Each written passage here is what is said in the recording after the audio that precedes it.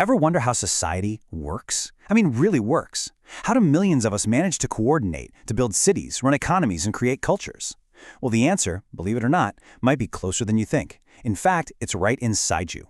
Today we're going to dig into this really powerful, really old metaphor that connects the tiny cells in your body to the huge way our societies are built. Okay, so let's just dive right in and look at this incredible system you see here, your musculoskeletal system. From the outside, it's just you, one person. But underneath, whoa, it's this perfectly coordinated team of trillions of individual parts, all working together for one single goal, to get you moving. So what is it really? One single thing, or this masterful collaboration of trillions? Framing it as a team, that really changes things. It opens up a totally new way to think about, well, not just our bodies, but our societies too. Let's see how. To really get a handle on this team, we've got to start with the basics, right? The actual framework that holds the whole thing together. And that scaffolding is, of course, the human skeleton. It's what gives us support, protection. It's the rigid structure we need to move. But here's the thing. It's not just some passive frame. Nope. Every single bone is like a specialized tool, perfectly designed for a very specific job. And I mean highly specialized. You've got long bones like your femur for pure leverage. You've got short bones in your fingers for all those tiny, delicate movements. And then you have flat bones like your sternum that act as a shield for your vital organs. See, each one has a totally unique role, and if just one of them isn't doing its job, the whole system can start to fail. But, a skeleton on its own is just a structure. It's not going anywhere. That's where the muscles come into play. We have hundreds of them, all pulling on those bones in this, well, it's like a perfectly coordinated symphony, creating every single move you can think of, from an all-out sprint to just a tiny smile.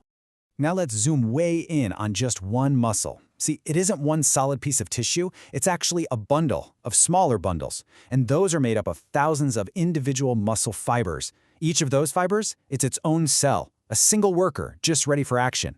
So it's a team made of smaller teams, all the way down. Kinda sounds familiar, doesn't it? A lot like how people form little groups, and those groups form bigger communities. But how in the world do these millions of tiny fibers get the memo to contract all at the exact same moment? Well, it happens right here, at what's called the neuromuscular junction. It's this tiny point where a nerve impulse basically tells a muscle fiber, okay, go. And this is a perfect picture of interdependence, right? The nerve needs the muscle to do the work, and the muscle needs the nerve to get the command. So what if this perfectly organized team just decided to revolt? Believe it or not, this idea of an internal rebellion, it's not new at all. Actually, it's at the very heart of this ancient story that's been used for centuries to explain how societies can either stick together or completely fall apart. This is the start of a fable, a story known as the Belly and the Members, and it was famously told way back around 494 BCE. There was a Roman senator, a guy named Menenius Agrippa, and he told this story to a huge crowd of angry commoners who had basically walked out on the city. Their complaint was pretty simple. The hands, the feet, the mouth, they were doing all the work, right? Finding the food, carrying it, chewing it up. And all the while, the belly just sat there, getting all the goods. They felt like they were being totally exploited by this lazy, do-nothing elite. So they decided to go on strike. Yeah, but their protest, it backfired, big time. As the belly started to get empty, the whole body just got weaker and weaker. The hands couldn't work anymore, the feet were too tired to walk, and they had this big realization. Oh, the belly wasn't lazy at all. It was doing this super critical job of digesting all the food and sending that energy back out to everyone else. It was powering the entire system. So the moral of that story, it was so clear and so powerful that this idea of the body politic, the idea that a society works just like a single body, it's been used by leaders, thinkers, and artists for literally thousands of years. Just look at the history of this one idea. You've got Menenius Agrippa using it to stop a rebellion in ancient Rome. Then the Apostle Paul uses the same metaphor in the Bible to say, hey, every single person in a community is vital. Hundreds of years later, Shakespeare uses it to kick off all the political drama in his play Coriolanus. And then, in the 1870s, you have a Japanese artist who flips the whole thing around, using it to make fun of financiers as this greedy belly that just sucks up all the energy. It's just an incredibly flexible and powerful idea that keeps showing up. Okay, fast forward to today. Social science actually has a name for the core principle in this old fable. It's a theory that explains how any team works, whether we're talking about muscle fibers or entire human societies. It's called social interdependence theory. And really, it's pretty much what it sounds like. It's any situation where you just can't reach your own goals unless you factor in what other people are doing.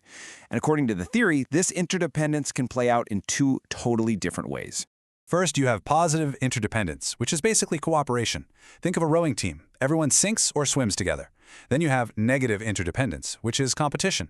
For me to win, you have to lose. The organs in our bodies and all the characters in that fable, they are a perfect example of positive interdependence. The hands absolutely cannot succeed unless the stomach also succeeds, and it works the other way around too. And this model here really shows you the powerful result of that. When you have positive interdependence, it leads to something called promotive interaction. That's a fancy way of saying people actually start helping and encouraging each other. And you can see this great little cycle it creates. It leads to better relationships, better psychological well-being, and people trying harder to reach their goals. It's basically the scientific recipe for awesome teamwork.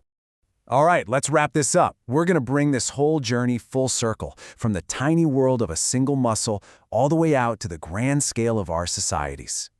So look at this. On one side, you've got the biological truth. Millions of individual cells, muscle fibers, all working together for one shared goal, just to move. And on the other side, you have the social version of that. Individual people forming connections, building communities, and finally creating these huge, complex societies. They both start with the single individual unit, but their real power, that comes from working together, interdependently. And that brings us to the final big thought. The biology here is just undeniable. Our bodies are magnificent examples of cooperation, hardwired to work this way right down to our very cells. It's literally how we exist. So the question I want to leave you with is this. If cooperation is the model that nature itself has perfected, what can we learn from it when it comes to building our own societies?